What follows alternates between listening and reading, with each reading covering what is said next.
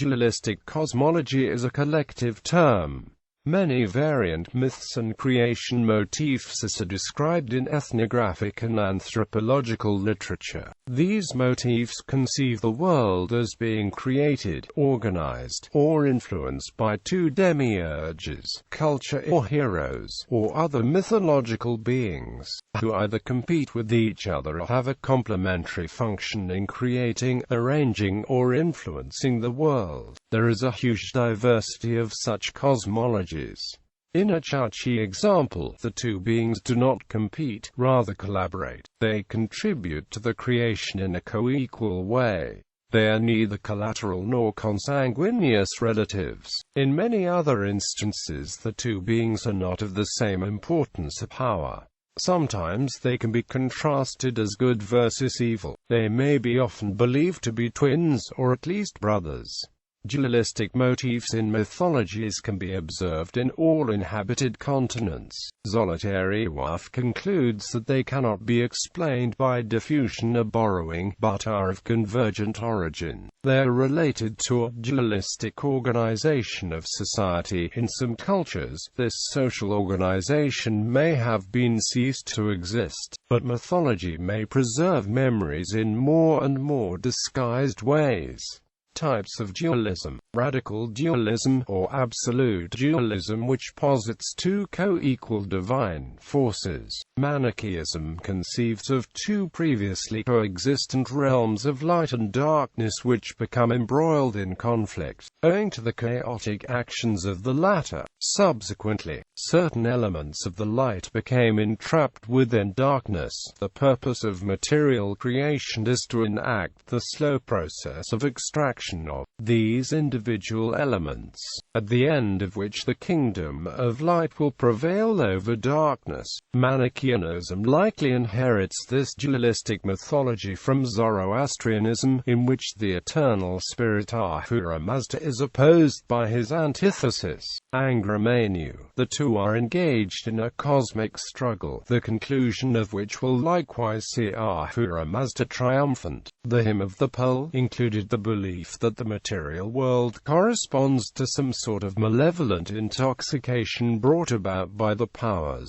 of darkness to keep elements of the light trapped inside it in a state of drunken distraction. Mitigated dualism is where one of the two principles is in some way inferior to the other. Such classical Gnostic movements as the Sethians conceived of the material world as being created by a lesser divinity than the true God that was the object of the devotion. The spiritual world is conceived of as being radically different from the material world, coextensive with the true God, and the true home of certain enlightened members of humanity. Thus, these systems were expressive of a feeling of acute alienation within the world, and the resultant aim was to allow the soul to escape the constraints presented by the physical realm.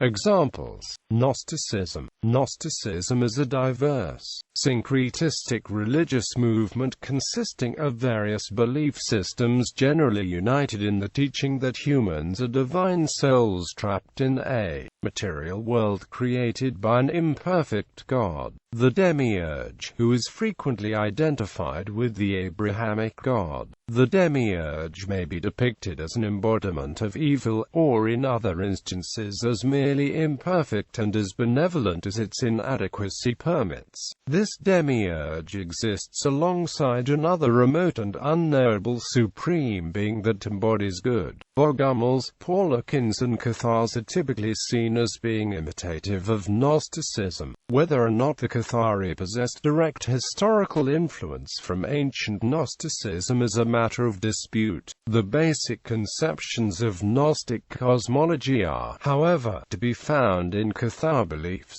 Unlike the 2nd-century Gnostics, they did not apparently place any special relevance upon knowledge as an effective salvific force. Uralic peoples, in a Nenes myth, Numen collaborate and compete with each other, creating land. There are also other myths about competing, collaborating demiurges.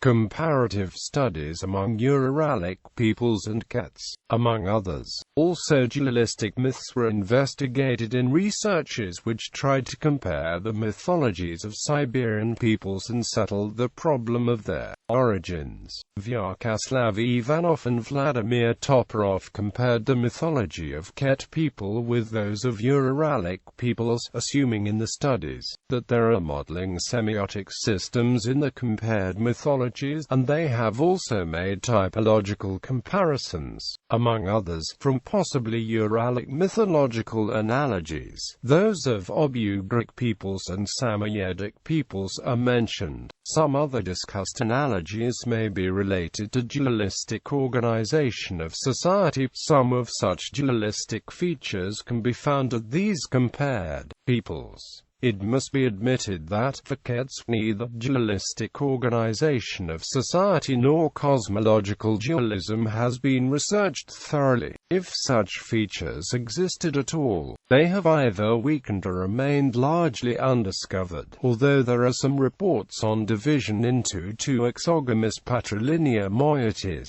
folklore on conflicts of mythological figures, and also in cooperation of two beings in creating the land, the diving of the waterfowl. If we include dualistic cosmologies meant in broad sense, not restricted to certain concrete motifs, then we find that they are much more widespread. They exist not only among some Uralic peoples, but there are examples in each inhabited continent. Chachi myth reports the creation of the world, and in some variations, it is done by the collaboration of several beings. Fuegians. All three Fuegian tribes had dualistic myths about culture or heroes.